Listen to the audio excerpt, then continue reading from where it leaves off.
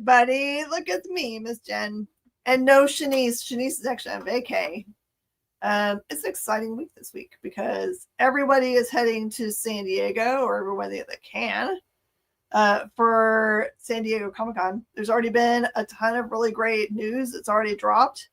It is kind of an interesting trend I've seen for the last few years, that instead of holding on to every bit of news for the actual days of Comic-Con, people are starting to have some of their stuff start trickling out on Mondays, maybe so it has a little bit of breathing room outside of all of those other things. I saw a ton of things that were announced from Dynamite, for example. They've picked up some pretty cool properties to do comic books for. I'm really excited for them. There's just like super nostalgic kind of things. So we're going to try to make sure you guys, Supernatural is one of those that, like, for some reason, my feed believes that I've watched Supernatural or I'm a fan of Supernatural. Not that I don't like Supernatural, but it feeds me a whole bunch of Dean and the other guy's name feed information, even though I've never actually watched just any episodes. I've seen Sam. Oh, thank you, Dean and Sam. I know what the show's about. It seems like my jam, but I just have never gotten around to watching it because there's always something new that comes on, some new season of something that has been in the way. So I'll be 15 seasons. You've never seen an episode. Okay. Well, we're in the team. I'm not watching it. I just haven't gotten around to such things. There's a ton of those shows that I've really wanted to watch. I've never watched 24, although I know I would absolutely love it. I started watching Jericho and never got to finish it just because of life. So yeah. So anyway, there is going to be a ton of information coming out of San Diego Comic-Con. I'm going to try to make sure that our social media team knows the things that I know. So I'm going to be posting it up to them and they'll post it up to y'all. Hopefully you guys will get all that great information. I'm sure it's pretty easy nowadays to just follow random folks that are there and get some insider stuff. Remember when it premiered during season 5? Oh, Smallville. Oh my gosh, Smallville's taken me way back. Now we're in the Wayback Machine. And Boys' final season is going to have a Supernatural reunion. Okay, I'll take it. So they've got Ackles and I forgot the other fellow's name. They're both going to be on. Yeah. Isn't it so great that we live in an era with so much great stuff? It's kind of cray-cray. Somebody save you. I know that I'm kind of glad I'm going to Comic-Con because I already feel FOMO and I'm actually going, but there's been people posting up about being there since Monday. I love watching them do the floor build outs, like when they start showing, like, here's the empty center and here's us all, here's our pallets arriving. And then they just like magically overnight they become like a full house inside there. Especially I like following Chris Rupp because he's got he reps Alex Ross. So he builds has built Alex Ross's 2 big booths, and then he's got his own booth. So he's got a lot going on. I'm gonna try to, Barlord. The last few years, though, I'll have brought back variants, and people are kind of lukewarm about it because I feel like a lot of people are doing live shows from the sales floor. So I'll pick up the stuff that I don't think that's going to be all over the whatnot. How's that? I'll bring you guys stuff back that I think I can get a hold of that no one else can get or that are a little more tough. I'll do my best. All right. So this week there's some good releases. It's not a huge release week. We get 2 absolutes. We've got a Jeff the Landshark and some other really cool beginning of indies. And then I also did a review of an actual kids book that comes out tomorrow, which is awesome. And then also I did reviews of 2 kind of like advanced copy things. One was an ash can and one was, maybe it's just a variant of something that actually released this week, but I don't know that I actually saw any of the actual regular book in my pile. So maybe it's a new something else. So we're going to get after it. Give you some reviews. Oh my goodness. Jeff is so awesome. I hope he got number 1. Number 1 was amazing. Remember, Jeff and friends got forced to do, I believe, like a talent show to try to escape. And during all of this chaos, there was like a shadow Jeff that showed up. And this issue is about him trying to, his communication is very limited because he can't speak, even though he meets up with, he met up with Rocket in the last issue, and Rocket tries to make a gadget that translate what Jeff might say if Jeff had a language. But it's so funny that like the translation it has is like untranslatable. It's just a bunch of pictures, images. So I guess he speaks in pictures. Okay. So Barlord's asking this really great question. Hey, Triple B, that he'd like to know if the character has gotten kids into comic books. I will tell you, this is my experience, not kids, but I have seen a ton of, I guess teenagers or kids, a ton of teenagers and young college age kids showing up and buying the Jeff the Land Shark books because they're playing the game, the Rivals game. And so that's their exposure to the character, and they like the character. And I actually keep those books all up front, kind of near where the kids area is. And they're picking them up. It's the thing I'm really loving about right now. I'm seeing like older high school and college age kids being not like I was when I was growing up, when it was kind of like a lot of pressure to fit in and being like, oh, don't get nerdy things. People are going to make fun of you. They have their own friend groups. They form their friend groups in a safety net. They don't care anymore. They're just like, if I want a plushie and I'm a 20-year-old male, I'm going to get it because that's what I want now. So I'm happy that people feel secure enough in themselves to be like, I'm going to be me. If you're going to like me, you're going to like me the way I am. So anyone younger than Jay is a kid. Okay. I will take that as an actual truth. Hey, Nick, how are you? Got Eddie B. We got a bunch of folks on today. The absolute books have absolutely gotten the college age and the young and the older high school. Absolutely. Big time. Like every single day, I've got a new guy or gal coming in of that age, trying to desperately find the issues that they don't already have or can't track down.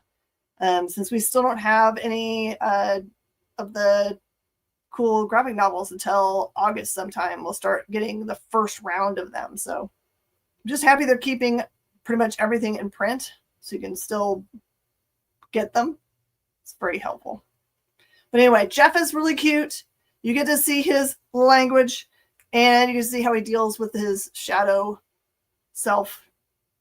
I think it's great that there's a book that might be designed for kids or all ages, but is completely entertaining enough for an adult to really enjoy. So, okay. So I hope you guys are maybe have been entertained enough by my description, or maybe enticed by my description of all of this stuff from the Ghost Machine universe. Geiger was probably the first one I was exposed to that I actually read and understood how this universe was trying to fit together. When last we saw Geiger, the glowing woman had kind of like really flexed her power, kind of rejected her. This guy that's on the front cover here, he was kind of like a professor that thought, out of his guilt for creating the situation that destroyed a lot of mankind and created her and created Geiger, he tries to help her kind of like harness her, like she has a hard time like not getting pissed off and just destroying stuff. So it goes back and touches on that relationship a little bit in this issue, even though she herself has kind of disappeared.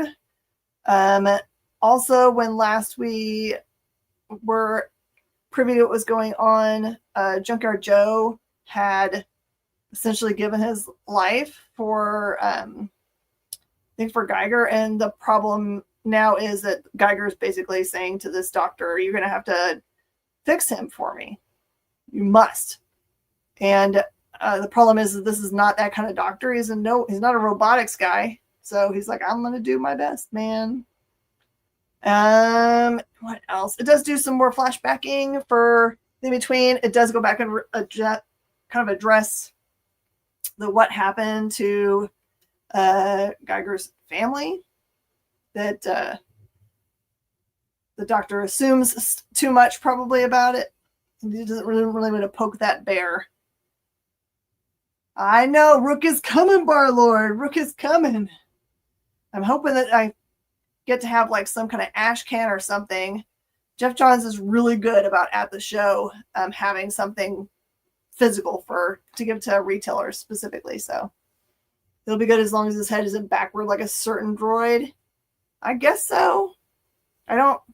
Since it was an EMP that took him out and he's all electronic parts, I don't know if he'll be the same. I hope he remembers who he is. Junkyard Joe is like a lot of people's favorite character. He actually is from a long ago period. He's actually from the, I think, Vietnam War. So he's one of the earlier characters. Not as early as Redcoat, but it's just cool that there's a big timeline you can follow for all these guys. So yeah, think about jumping in. I mean, truly and truly, just get the graphic novels and catch up, and you'll love it. And plus, it has a 2-headed dog named Barney. How do you not want to read that book? Okay, I'm going to admit complete defeat. I feel horrible.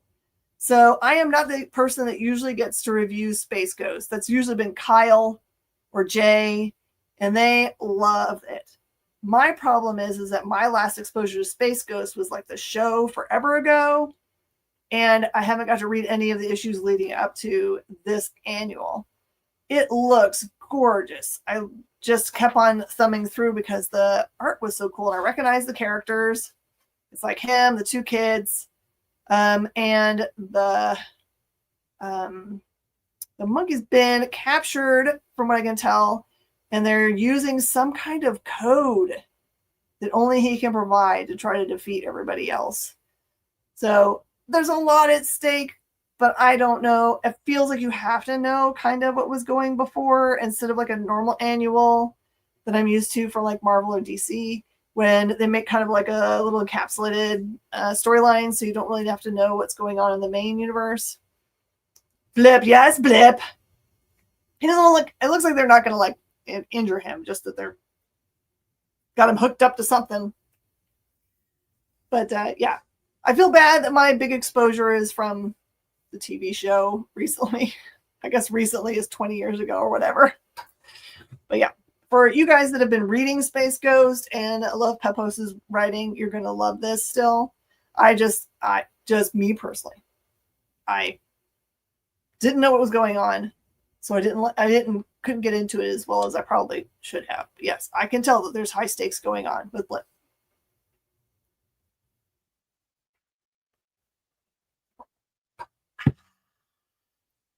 Okay, this is the first part of a story arc called Thunder War.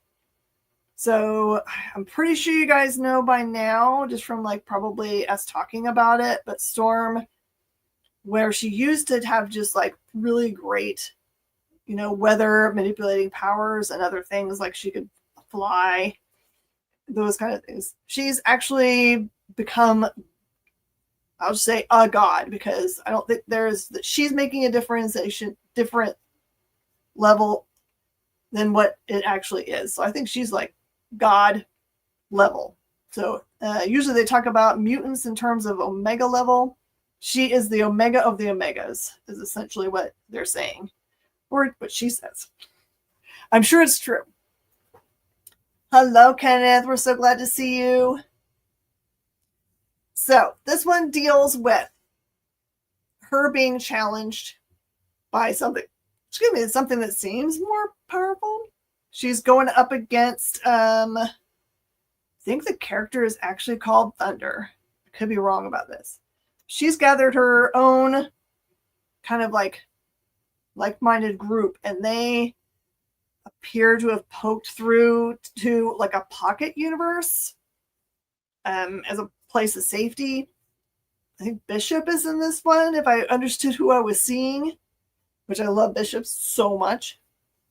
So this one is just a perfect continuation of what they've been doing here. My guess is, since she feels very space linked, that maybe we're going to see a bunch more Storm when we get past the Imperial storyline that Hickman's telling, which gets us into a new kind of like space arc of talking about mutant kind, etc. So I'd say don't take your eye off of this book.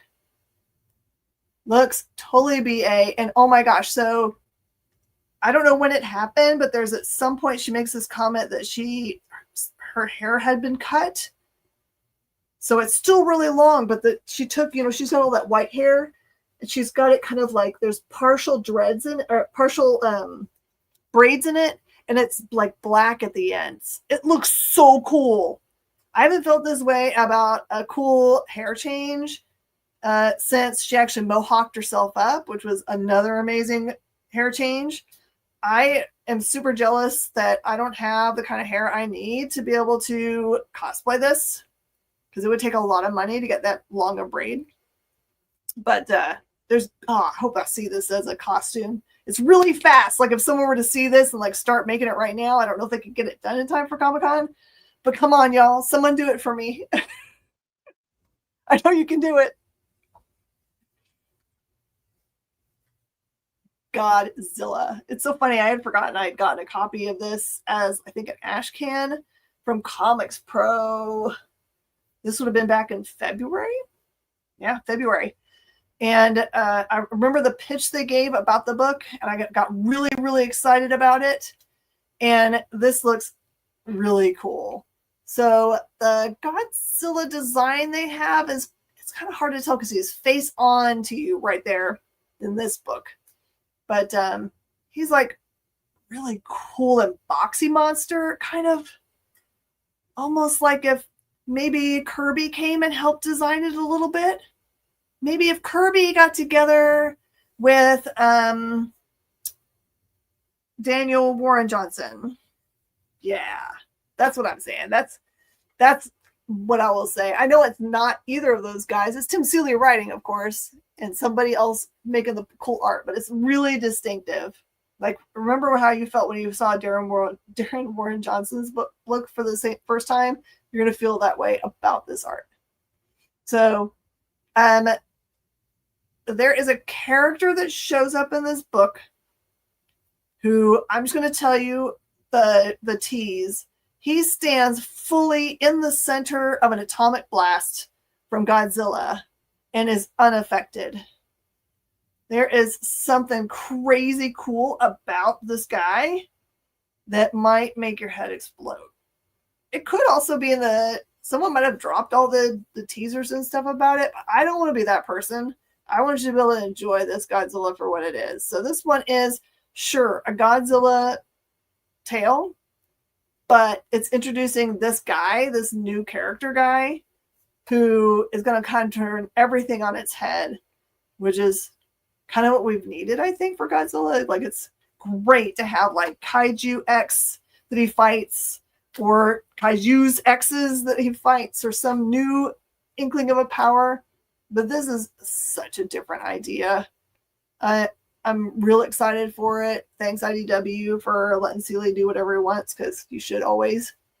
And I hope you guys pick up a copy of this. I know there's a ton of Godzilla out there right now. I think we'll probably have, like, we just came off of a time when we had a bunch of crossover stuff. There's currently a DC book with Godzilla in it. You've got IDW other books with Godzilla. So it's a lot, but this one won't be like the other ones, I assure you. All right. Absolute Wonder Woman. Oh my gosh. You know that I have the best job in the universe. You guys understand this, right?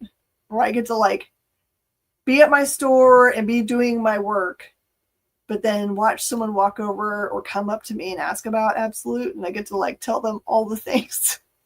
I feel like Santa Claus all the time. So, all right, here we go. When we last saw our hero This cover is nuts. It'll be easier to understand for you once you actually read the book, I promise. But she was, remember, in the labyrinth. She had found and lost the siren. What's her name? It's like Jasmine or something. I knew I should have written it down. It's a really cool J name, I believe. And had been separated from / he had gotten captured the Minotaur who was in with her. So this is kind of like a continuation of what's going on there.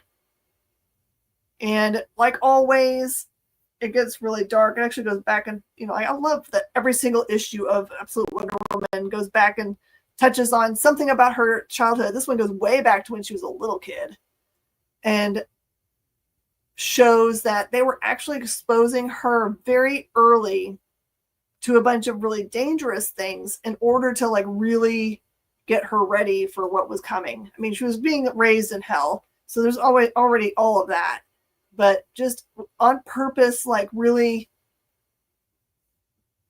making her so that she could be who she is now. Kind of like, it might be Petra. Thank you. Maybe it's Petra. I have a problem with P's and J's. P's and J's, they get mixed up for some reason. It doesn't make any sense. They're not anywhere like the same letter at all. So what, a little girl with a cute hair. She's a lot of fun. But also it looks like very essential for something. So anyway, if you like some darkness, you will like this book. Oh, Martian Manhunter. Why you break my heart all the time? So, if you don't want some, I'm not going to tell you spoilers about this book, but there's something I have to say about the series so that so that everyone else can understand. So maybe close your ears if you think you're going to want to have every single thing be a surprise. So, okay. The cool thing about the Martian Manhunter universe is you've got the Martian Manhunter, right?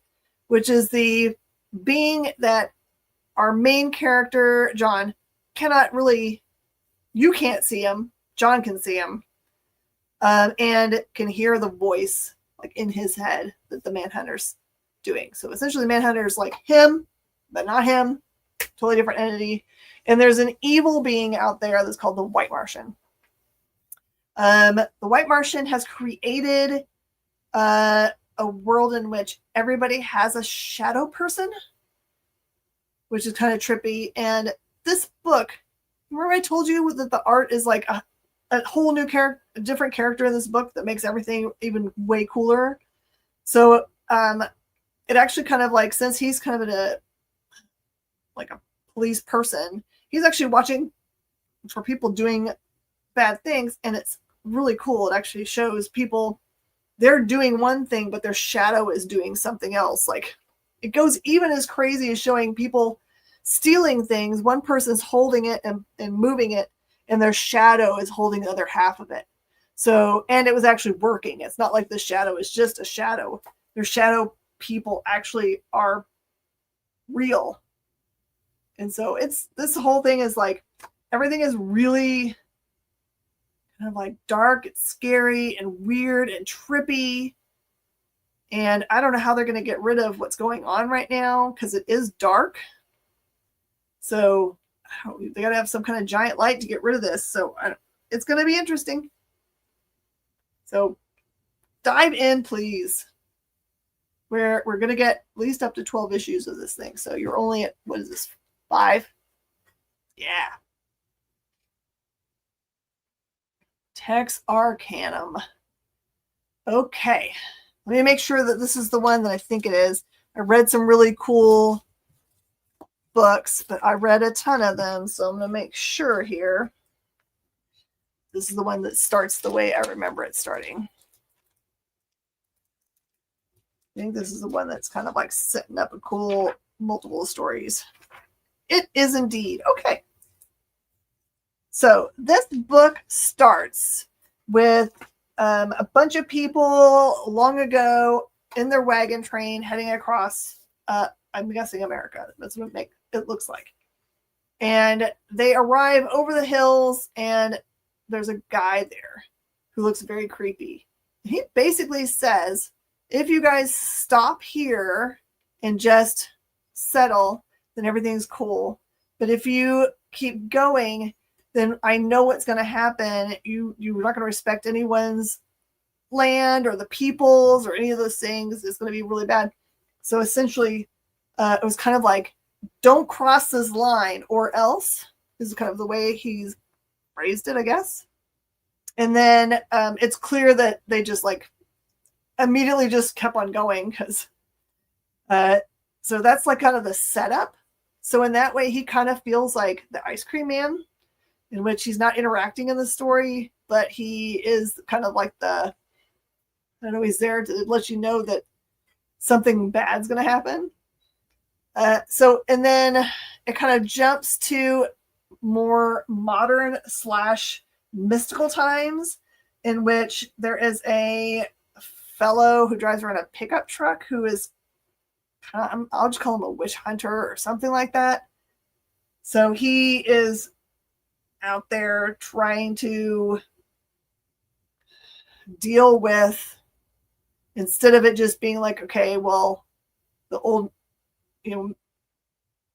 story might have been like that the native peoples would have come back and like killed them all, right?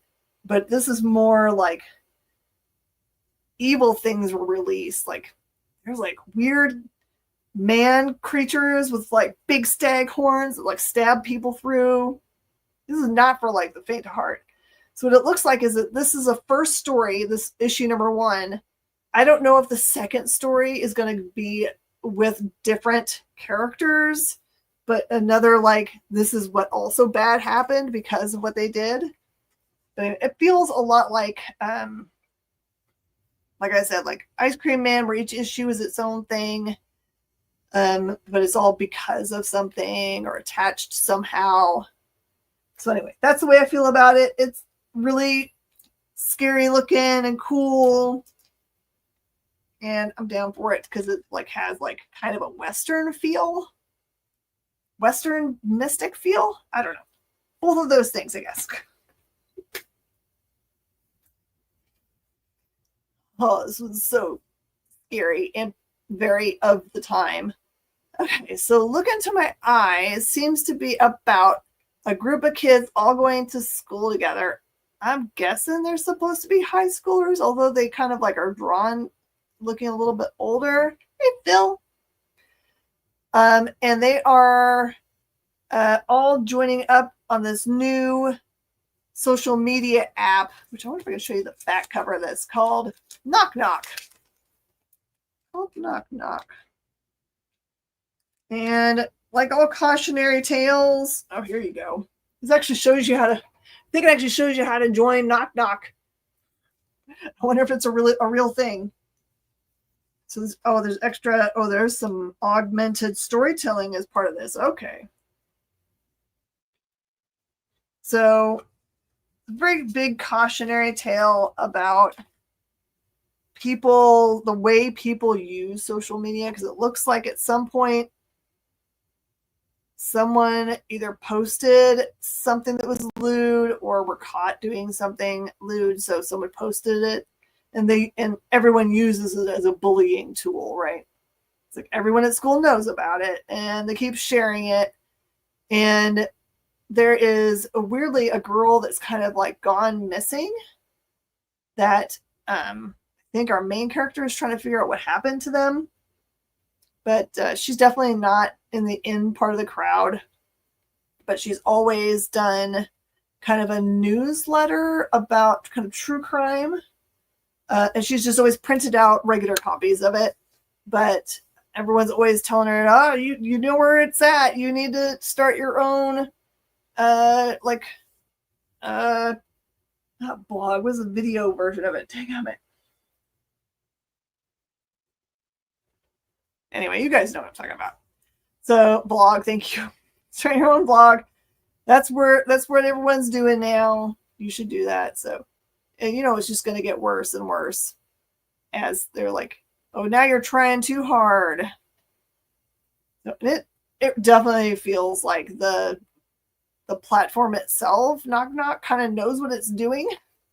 It's like kind of feels like on itself an evil entity. Words are hard. I read a lot today. Actually, I think it's still another word that I'm looking for, but I'm not cool, so I don't have one. So anyway, this one, if you like spooks, this one is a good kind of like real life kind of cautionary tale.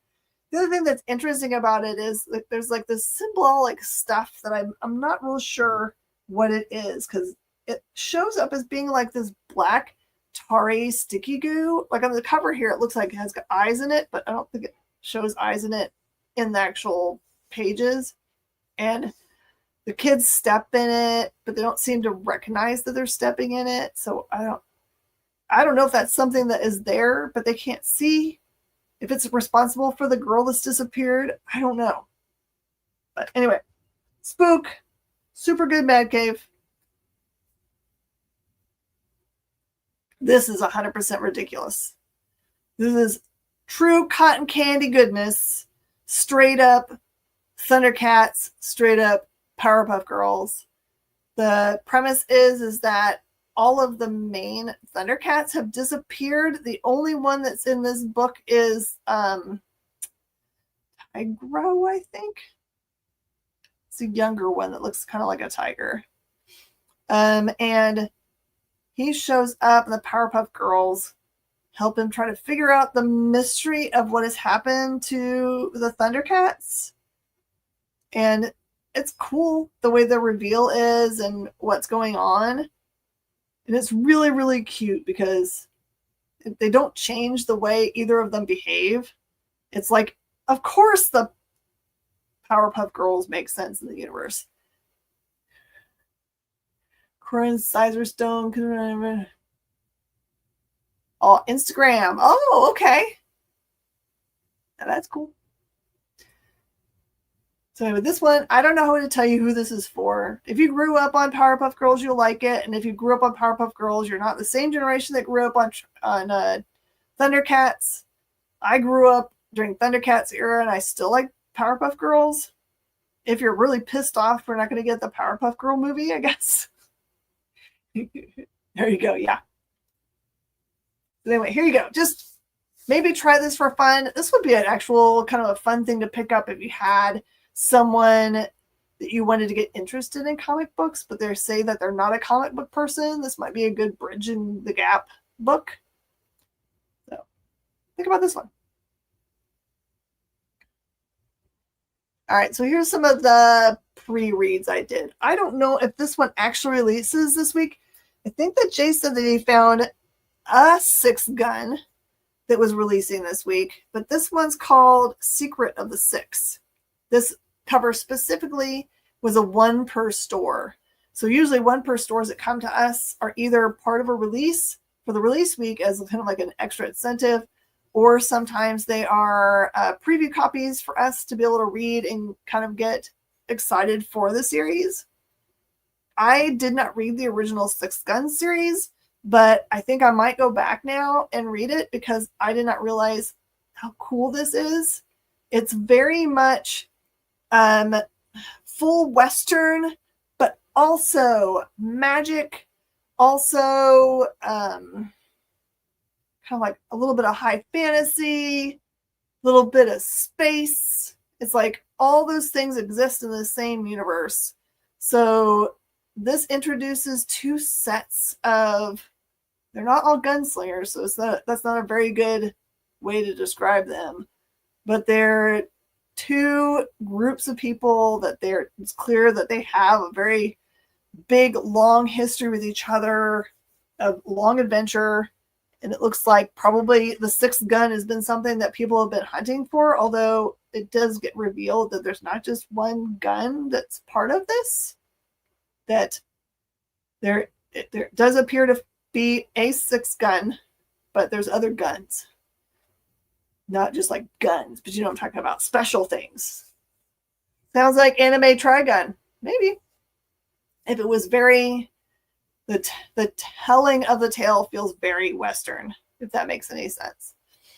So this is a great place to like start maybe poking into this universe and then go back and pick up the I know there's at least one other series of this that came out long ago. It's been around for a while, Six Gun, and I'm happy to see it back, maybe to get another generation into it.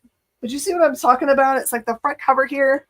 It's got like the big gun and some Western guys, but then there's this guy who's stepping through a portal who clearly has a flaming sword. By the way, he cuts someone in half when he does that. That is actually the final image of the book.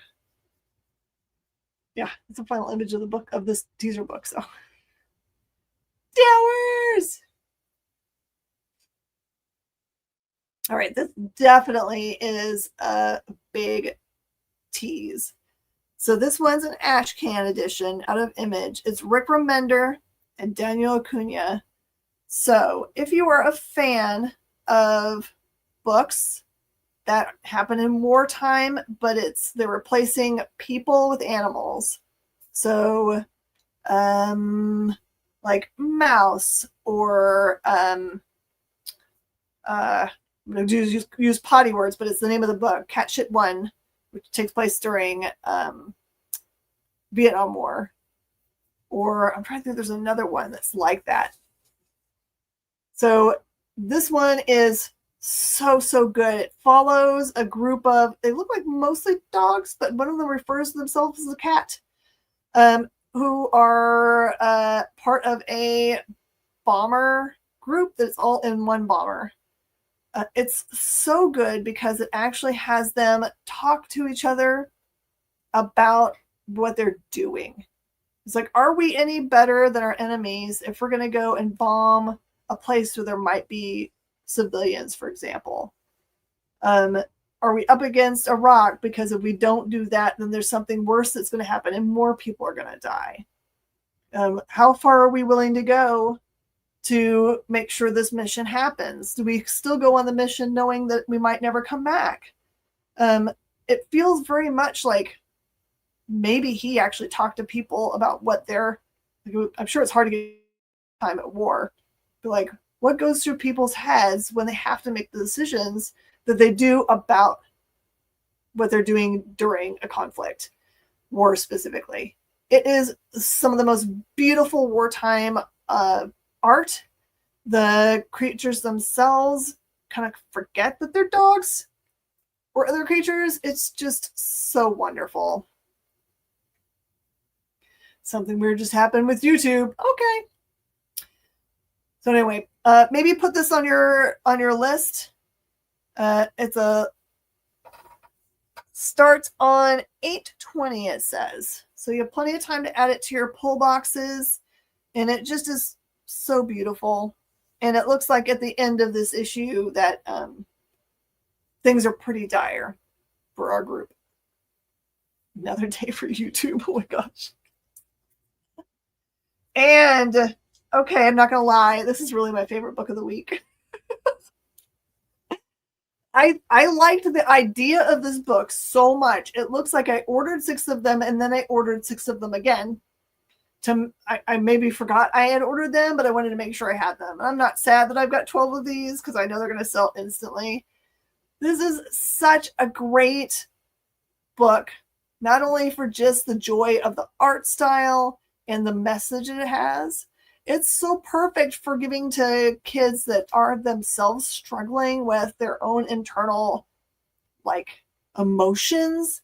Like, especially, I know everybody has a kid in their life that just like is angry and they don't even can't figure out for themselves why they're angry. So this is really, really cool. It is a day in the life of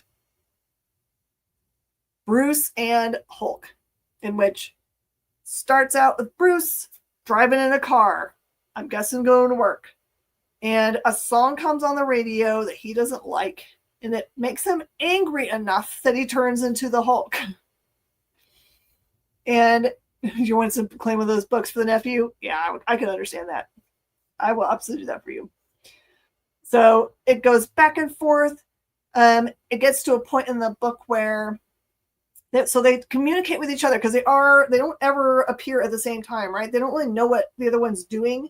So they've found a workaround. They have a piece of paper and an orange crayon. And when one of them is out, they'll write to the other one and put it in the pocket. And so the discussion is between them, like, you find out, I mean, a little bit spoilery, but it's like a kid's book, so whatever. You find out that the Hulk is kind of upset because he only feels anger. And it's like the way it's said is like, you know how Hulk has broken English, right? The way he describes it is like kind of heartbreaking. He's like, I only feel anger. Hulk only angers. Bruce feels other feelings. So it's kind of like a really cool thought process of like, yeah, what if you could only have one emotion? What if there was no other emotions for you? So anyway, great for kids, great for adults. It'll make you feel all the feels. And it's a big hardback. This is the size of it. Big. All the Hulk feels. Hulk angry because no food. Oh, wait. Yep, that's it. And, oh, here's the back. Everyone have reason to mad. This is him breaking the orange crayon when he gets really mad in the story. Anyway, and that is the art style. It's like a whole $20 book. Go run out and get it. I think that might be all of them, yeah? Sorry, we didn't have a Shanice today. We've got people out and about doing vacations. She thinks she's doing her family reunion, which she totally should get to go do. Super excited for her to get to go and hang out with her family. She has a really great family. So also, there's a bunch of graphic novels that are available that you might think about. Godzilla's Monster Piece Theater. Welcome to the Maynard. That one just died. Welcome to the Maynard Living Hell. It's a Dark Horse book. The 8 Deaths of Spider-Man. Amazing Spider-Man storyline all together. Parenting technique of the 70s. Are you turning green, upset child? Yes. Yep. I think the message of the book is it's okay to be angry. Anger is an acceptable emotion. West Coast Avengers. This cool book, The Theory of KO. Although this might be my advanced copy reader. I might read this on my way to the Comic-Con.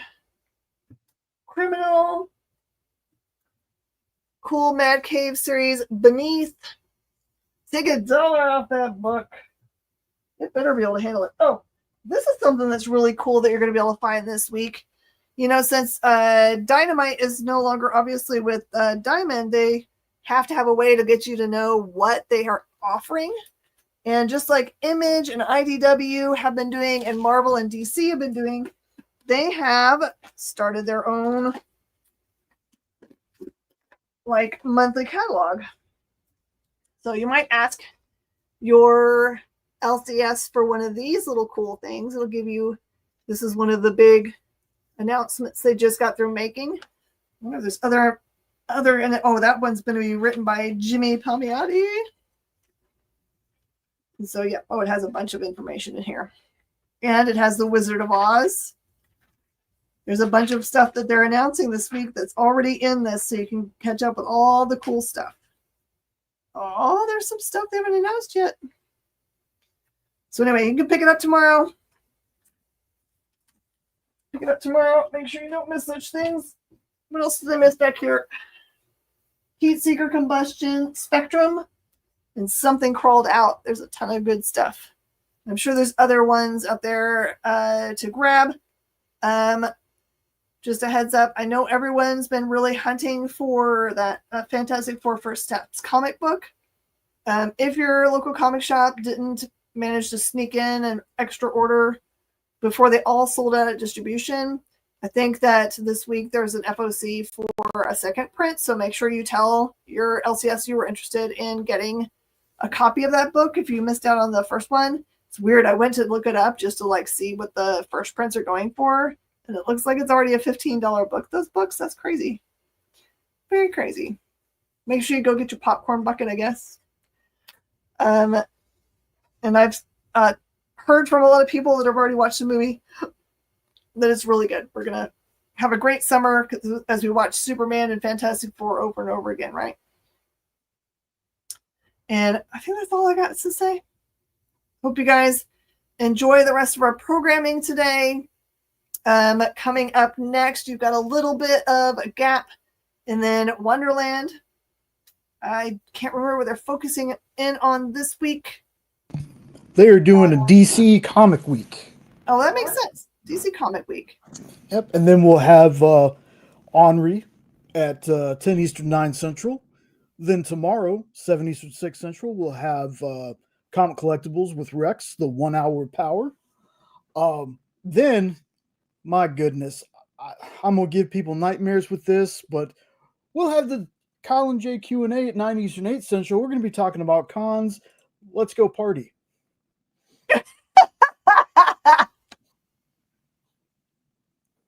I love this so much. Oh, it's the best. Yeah. And also, Miss Jen will be on CBSN next, so make sure you keep a tab open. You can watch both shows. Thursday at 7 Eastern, 6 Central, it'll be What's in the Box with Liam. And trivia. And trivia at 90 Street. Yep, right where Miss Jen's pointing above her. Then at their new time of 8:30 Eastern, 7:30 Central. No, that's not right, because I don't think the Geek Chat will be here, because I think they'll be watching Fantastic Four. Kyle's in the comments. He could correct me on that, because I can't remember now. But we will have Don Walker on with Mog and Mel for Sketch Up at 10 Eastern, 9 Central. Then Friday, I believe there's going to be... Okay, there you go. Brian Garside and Kyle are going to be doing Geek Chat. Awesome. Then Friday, I believe there should be a FOC. I don't think Matthias will be there. I think Matthias is gone. But again, Kyle can correct me. That's at 1 Eastern, 12 Central. Then there's not going to be an art show. So Nick can give everybody a little bit of break from that. But we will still have...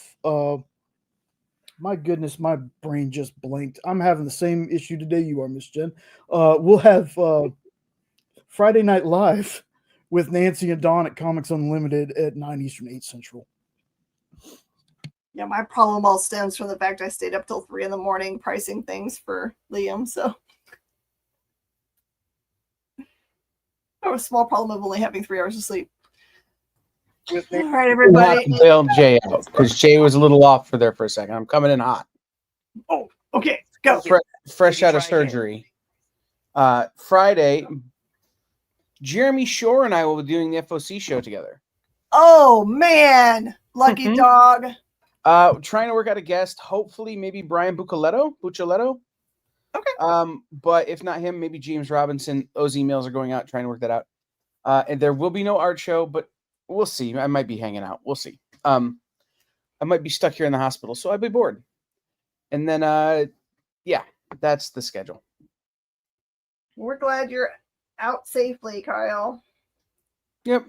So, needless to say, tomorrow night, Jay and I are Barbie and Ken. We're going to talk about why I should cosplay as Barbie. And then Thursday, it's definitely me and Garside. We're talking about why superhero movies don't move the needle on comic book sales. Except for now. Then, Friday will be Jeremy and I doing the FOC show. So, tune in for all that. Okay, I'm going to go eat my dinner now. Okay. Thanks, guys, so much for coming and hanging out with me for these reviews. I love doing them. They actually help me out a lot. So thanks for being here for them. I hope you find them interesting and informative and not spoilery and not redundant, because I like reading the same titles. Hopefully they give you more information. Eventually I'm going to wear you guys down so you'll read them all with me. All right, everybody. We'll see you guys next time. Bye.